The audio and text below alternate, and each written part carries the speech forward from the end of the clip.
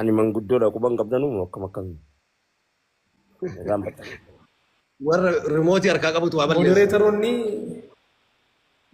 Sa'a harkaa tokko qabu nyaate lakki jedhamnu nyaate warra rimoota harkaa qabu. sa'a tokko fayyaa rikweestii sin gaafadhe yeroo sitti naan dhuftee maqaa keenyaan maallaqa kennitu achi turan seene sa'aatii meeqa tura. Rikweestii sin Wallahi isin barbaadaan ture isin arginu. nan barreessaan agartanuu namni katabaa anaa bahuudhaa ka'ee tarii arge fakkaata amma sa'aatii manguddoon raftu sa'aatii taa'amu miti ulfaadhaa galatoomaa. Nashiidaan ani tura keessan dhagaye iyyuu sababa walitti qabamiinsa kanaa tura keessan dhagaye. Nashiidaan laffa'amtee dhufti warri baasuun beeka. Ammoo akka kanatti dirree argatee namni hulaa argatee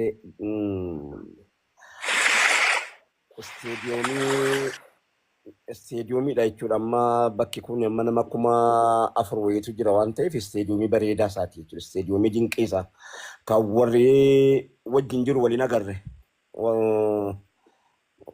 Nama 4,000 wajjin ta'a waliin argu garuu wal dhagaa. Isteediyoomii isaayyuu isteediyoomii ajaa'ibaati kan namni naannoo tokko qofittiin keessa hin jirre kan namni inni kaan Kanaadaadhaa inni kaan eessaa bakkuma jijjiiru seenu.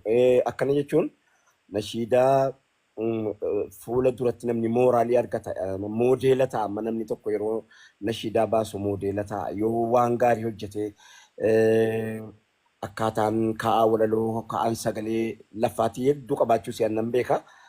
Akkasuma wajjin immoo maa inni egeree nama agartee moodeelii barbaada ilmi namaa yeroo ammaa kana keessa moodeeliin nu itti dhannee deemaa jirru kun moodeelii ilaalcha moodeelii gaarii nu barbaachisa moodeelii bareedduu nu barbaachisa gara fuulduraatti ijoolleen nashiidaa baaftee jettu kan sagalee qabdu dandeettii qabdu waan ajaa'ibaati nashiidaan sagalee qabaatan qofaafis hin baafamu dandeettii nama barbaachisa akkasumas immoo namni rabbiin walirratti nashiidaa baasuu walirratti kennee fi anaaf kenne waan guddaa tokko rabbiin waa sadii wayii tokko rabbiin waan inni naa kenne isinitti maxxaafanii tokko wanti inni naa kenne sagalee ittiin gurra namaa biraan ga'anu ispaaltii. Ispaaltiin kuni gurra namaa biraan ga'a sagaleen gurra namaa biraan yeroo ga'u ani reefan ijanii baha shawaatiin sagantaa daawaatii dhufaa jira. Sagaleen koo kana wal qabatee diif kaka waan argeessu duuchee jechuudha malee waa biraatiif hin oolti. Sagaleen ispaaltiidha. Ispaaltii kam gurra namaa dhaqa. Gurra namaa kana keessa maal fudhatee dhaqa? Makiinaa caccabaadha moo makiinaa gaariidha moo ispaaltii kanarra gaa ispaaltii leega taa'abamee bahee gatii makiinaatii olii makiinaa akkamiitu ispaaltii kanarra deemaa isa jedhu rabbinaa kenne tokko. Sagaleen gurra namaa dhaqa. Gurra nama kana hundaa dhaqa tokko. Sagaleen gaafa hin jirre inuma deema. Gaafa hin jirus inuma deema. Sagaleen dallaala. Dallaala gurra kan kee hawatee akka ispiikariiti akka dallaalaati. Akka gurra kan kee hawatee gurra kee keessa immoo maal ergaaniin fudhadhee dhufu isa jedha. Ergaaniin fudhadhee ispaaltii kanarraan bahee immoo ijoollee kana biraan ga'u, uummataan ga'u, dhalootaan ga'u. Yeroo manzumaa baasu yookaanis yeroo nashiidaa baasu waan hin qabuun isinitti malla. Tokko aayyoo guddoo ta'e dhaggeeffadha. Tokko abba guddaa nama waggaa 100 dura dhalate ta'e dhaggeeffadha. Gaafa sana namni haasaarraa kana akkamitti dhagaa isa jedhu. Tokko baha biyyattii kanaa afaan baha biyyattii kanaa ta'e dhaggeeffadha. Dhiha biyyattii ta'e dhaggeeffadha. Dargaggeessa ta'e dhaggeeffadha. Dubartii ta'e dhaggeeffadha. Durba ta'e dhaggeeffadha. Maaliif jennaan kana hunda waan ta'eef hawaasa itti deemaa jirutu waan kana hundaa wal qabata. Hawaasa itti deemaa jirutu dhaloonni gara fuulduraa dhaloota akka nuti yaadaa jiru kanatti yaadu ofarii fayyadu dhufuu mala. Yoo dandeettii kana caalu fa'aa dhufuutu mala. Ammoo maanuwaala sababa tokko waan giraawundi namaa tokko waan namni irratti ilaallatee moodela godhatu tokko hojjechuudhaa fi itti ta'aabuu itti laffa'uu risaalaan fudhadhee deemaa jiru kun maali jechuudha. Risaalaan fudhadhee gurra namaa dhaqaa jiru kun eessa dhaqaa jirti jechuudha. Yeroo dhaggeeffatee ka'e ofitti gaddamu ofitti gammada. Bakka gammada nutti gaddee xiqqoo moo bakka gammada nutti gaddaa bakka gammada nutti gaddee moo xiqqoo bakka silaa rifata nutti moo gammadaa wal darbaa xiqqoo akkana jedhameeti itti yaadamee yaada kuusee baasee buusee qopheessa namni yeroo qopheessu baay'ee itti ta'a itti lafa'a. Amma manzuumaa nashiidaa Imraan baase kana yoowwana nashiidaa akka kana afurfaa baasee lafatti gata. Afurbaa baasee lafatti dhiisa. Anatu beeka. Wanni namni walaa lafatti dhiisu utuu ka'ee maxxanfame kitaaba sadiifaa ba'a. Maaliif yeroodhaan walitti dhufuu didde fakkeenyaan isinii kaasa. Bara dabre manzuumaan bara dabre baase yeroo darbe baase utuun ittiin qophaa'in hin baase. Yeroo ittiin arganne ture utuun ittiin qophaa'in hin baase. Eegana as qajeelchee baasee ka'ee dhiiroo akkam akkamii waraabeen gadhiisamoo isuma sanatti waraabee gadhiisamoo nan dhiisamoo yoon dhiise nan gaabba yoon immoo lafa kaa'ee jedhe yeroo itti dabarfata. Kanaaf yeroo faasaam na laalutti warri wanta yeroo umri amma qilleensa akkamitti addunyaarra deemaa jira. Qilleensa wahadaa adiyaanii jedhamee ergaa risaalaa warra garbii warri iluminaantii nutti ergaa jiru keessa jira. Sa'aa yeroo ammaa kana keessa. Fakkeenya jechuun maaf hin jedhe malee immoo dirqama isa kana qofitti namni dandeenya kanarratti qopheessa jechuun qofitti waanuma baay'eetu achi as deema. Wanni isinitti laammadhu ayyuha du'aat keessaa hoo isin warri asirratti mul'attanii daawaadhaan fuuldureetti waan akkana osoo silaa yeroo deebii waan adda addaa mufattanii yookaan wanni daawaa isin mufachiisee waan adda addaa jedhe tiiktookiidhaaf utuu haasoo dhiiftanii abbaadhuma sana argattanii natti tola. Namni isin yeroo abalu jettanii haasoftanii tiiktookii irratti haasoftan malee nama sanaa miti. Nama sana arganne. Tiiktookii irra immoo isa si jibbuu isa si jaallatu jira. Tiiktookii irra immoo isa karaa kamiin hulaa argatee ishoo jarrinuu gargar ba'anii akkuma mana keenya qofa seeni mana jiraan rakkoon akkanaa jiraadha warra jedhu keessa jira. Tiiktookii irra isa si gammadu qofaa miti isa sitti gaddu jira. Tiiktookii irra isa walitti bu'iinsa keenya taa'ee eeggatutu jira. Kanaaf ilaawwan adda addaa nama harkaa hin mucucaata. Waan baay'ee mucucaataa oolaa guyyaa kana guutuu nama manguddoo biraa ajanda akka hin taane tiiktookii nama biraatu itti gammadaan argitanii barreeffama kunuu jarrinuu walitti jirti kan jedhu haasaa muwaaz dhiyoo kana dubbatirraa kaa'amee barreeffama uummanni manni kaan warri nuun ilaallanne warri nuun beeyne warra mana keenya keessa hin jirretu barreeffatee waliin haasaa argitan karaa adda addaatiin waa dhagaa karaa tokko qofaan hin dhaga'u karaa baay'een dhagaa umriin koos dheeraadha. Baay'ee ture jechuun maaf hin jedhe. Nan dhagaa kallattii baay'eedhaan hin dhagaa. Muuxannoos immoo qabamu amma tokko. Egaa amma nashiidaatti deebina. Gara fuulduraatti amma nama 4,500 na dhaggeeffata.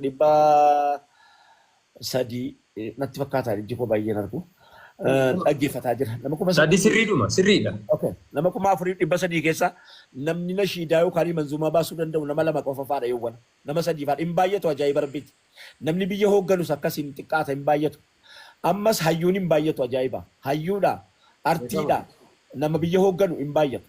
Ammas immoo duudaa nama harka qofaan haasa'u kan afaan hin qabne kun hin baay'atu. Tokkittiitumaa barala 3-4 keessaa tokkittii jira. Akkuma kana warri walaloo baasu nama 1,000 keessaa tokkittii ofitti jiraata. Hin baay'atu tarii uummanni biizii of godhaa jedhetti tarii rabbiin akkana godhe ta'ee hin beekan. Yeroo tokko bara 30 ga'eera walaloo wayii mataa baneetanii yuunivarsiitii magaalaa Finfinneetti kenne cufaa fidaa jedhee ijoollee doormii antiroopooloojii barattu tokkotti hin geesse kenneennaan torbee guutuu turanii walaloo tokkitti mataa cufuu dadhabanii fidanii naa deebisan ijoolleen sun. Amma wanni kana jedhaa jiruuf namuu wayii gumaacha amma yoo ibsaan haasa'uu danda'e. Inni kun immoo wahii godha. Inni kun immoo hogeessa ta'a. Wal guunna. Kunis inni kun immoo minaaraa tolchuu beeka. Inni tokko immoo waa wayii tolchuu beeka. Inni tokko quraana xarrazuu beeka. Inni tokko immoo hoguma adda addaati. Kana jechuun maali? Inni namni wal guuta gaalaa. Annashiidaan godha. Inni kaan immoo sangaa qota. Inni kaan immoo faabirikaa adda addaa wama adda addaatiin namni wal guuta waan ta'eef wal guuta malee waan addaa ta'uu miti. Filmaa ta'uu kan filatamuu addaa ta'uu miti. Tokko lammaffaa sagaleen amaanaadha isattiin boonanii harka kiisii kaatanii namatti siiskanu miti. Sagaleen amaanaadha. Amaanaan immoo hin gala, amaanaan hin deebi'a. Fuulli bareedinni rabbi sii kenne hin deebi'a. Abbaa qaba. Yatiimaa miti abbaa qaba. Sitti kenne malee siif hin kennin. Kanaaf waan deebi'u akka malutti bakka malutti kaa'anii eeganii deebisuudha abbaadha. Abbaan inni gaafa barbaadu fudhatu. Umriin amaanaadha. Yeroon amaanaadha. Dargaggummaan amaanaadha. Ijji amaanaadha. Gurri amaanaadha. Hin gala wanti hundinuu hin gala. Hin gala waan ta'eef isa ittiin dhaadatan barnoonni isa ittiin dhaadatan miti. Maaliif jennaan meemorii rabbiin gaafa barbaade keessaa dhukkisee duwwaattan bisee innaan waan qaraatu wallaalta. Nama tokko gaaf tokko malkaa jabduutti kufee achi ga'e anuma wallaale. Anuma kanaayyuu hin kufe malee waa tokko hin taane anuma hin beeku. Eenyuun ni beeku jedhe. Booddee ishee amattoo idaa intinii fuudhanii maali waan akka daakuu wayii harkatti naqanii fi haxxifachiisanii hinna haxxifatan wayi raayyaan dhufe kaa'edhe kun achumaan. An dhufe kaa'edhe. As taa'ee dhabame jechuudha. Meemoorii kana rabbi nama keessaa dhukkifata amaanaa dhabeek. Bareenni kun akka ammaa asuma achi garagalteennaan bunni utuutti danfifattu funyaan kan kee xobbaa bar jabanaan sitti danfe.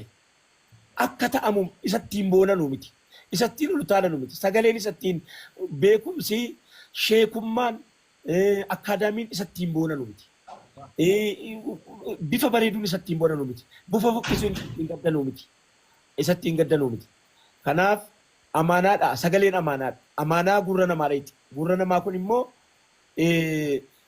asfaaltii gurra namaadha. Ergaa fudhattee makiinaa moodeela fudhattee makiinaa moodeela dirqama makiinaa moodeela ta'uun maaliif jennaan makiinaa moodeela kanatti taa'ee ba'a. Waan haaraa taa'ee nutti ba'u kan argaa jirtanii miti. Rabbi galataa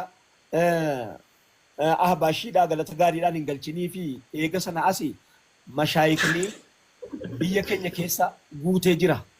Eega sana as namni kitaaba sheesaafoo biratti qofitti itti naannoo roobeetti qara'ee ba'aa jiru qofitti yoo gabbaa'isi ga'a. Hammi sun qofti yoo gabbaa'e Oromiyaa guutu ga'a. Annan beeka abbaachi jiru hin beeku. Eessa akkasiin qara'aa jirtu hin beekaan fedha. Yoo akka sheekummaatti nama ispeeshaal godhee jiru jira waan itti beeytu hundasaa. Yeroo dhageessee mufattee deebii uummataa deebiftu nama baay'een gammachiisaa jira jedhi achumatti of qabii dhaabadhuuti of qabi. Kanuma sitti dhaabadhu. Dhaabadhu of qabiiti nama baay'eetu gammadu jira abaluun sana gammachiisurra ofii kooti of gaddisiisee of qabu wayya jedhi tiraanispoortii qopheeffadhu iddee barbaadaa jirtu sana dhaqi maalirraa kana haasoftan akkamitti haasoftan wayiddii gamaa jira akkamitti tolchitan kun akkamitti kun kana ta'e jechuuni. Yaa akhi waa biraatiif namni dirra dawaa salbaajii bitatee dhufa diinii islaamaatii yoo dhuftee itti himtee deemte waa tokko hin ta'u. Rabbiin biratti saabbatta malee. Namni salbaajii qoonqoo bitachuudhaaf wasii bahee Jibuutii na qaba. Borii kee bitachuun immoo namni hadha ijaarrata mana borii hadha ijaarrata namni. Manni borii qabriin yookaan jennanni mana qabaleetii miti taabameetii isaayyuu taabbeef hin argattu barrabuma sii raamatee naanii raamata isaatiin galta malee jennanni mana qabalee miti mana gandaati miti kondominiyeemii jarriin tinisii kennan kana miti warri siyaasaadhaan jijjiiratan kana miti jennanni qaaliidha inna sidhata Allah qaaliya. Kanaaf sagaleen amaanaadha. Amaanaan kun immoo akka maluu fi waan malu jecha malu dubbii malu waan yeroo fakkaatu waan namni sitti rabbiin gammachiiftee addunyaan guutuun sitti gadduute irra gaariidha. Addunyaa gammachiiftee rabbiin gaddisiisuun. Ati rabbiin gammachiisanan abadan rabbiin waan ummatumayyii womaati isaan jette kana gammachuudhaan si deebisa rabbiin keeyyuu sin gatu bara abadan. Yooti waan feete taate isaaf jecha taanaan yooti dogoggortee siif dhidhiiba siif dagalcha waan ta'eef amaanaadha sagaleen amaanaadha. Maali Imraan nashiidaa waynam baasa jechuu kan kee quban qabaa hin dhageenye sagalee tamma dhageessiftee kaate immoo yoo qiyaamaa ta'e ana keessuu hin danda'u. Maaliif jennaan sagaleen kun sagalee wantaati sagalee warra Arabaati. Sagalee warra Arabaati biyya keenya keessatti adariidhaaf argobbaa qofa qaba sagalee kana. Darbee garuu warri Eertiraa hin qabanii sagalee kana adariif argobbaadha garuu irra caalaa sagalee kana kan qabu malee abbaan fedhe sagalee kana siyyuu baay'ee rakkifte nan beeka deematti akkasiin si rakkifte nan beeka.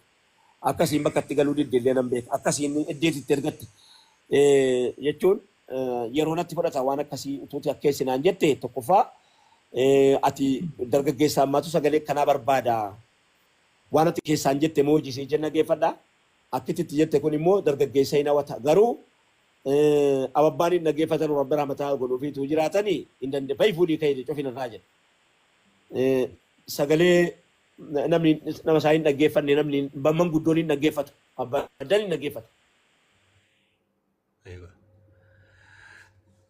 Neetworkii isaaniitu citina fakkaata. Sagaleen isin biraa dhaabbate moo?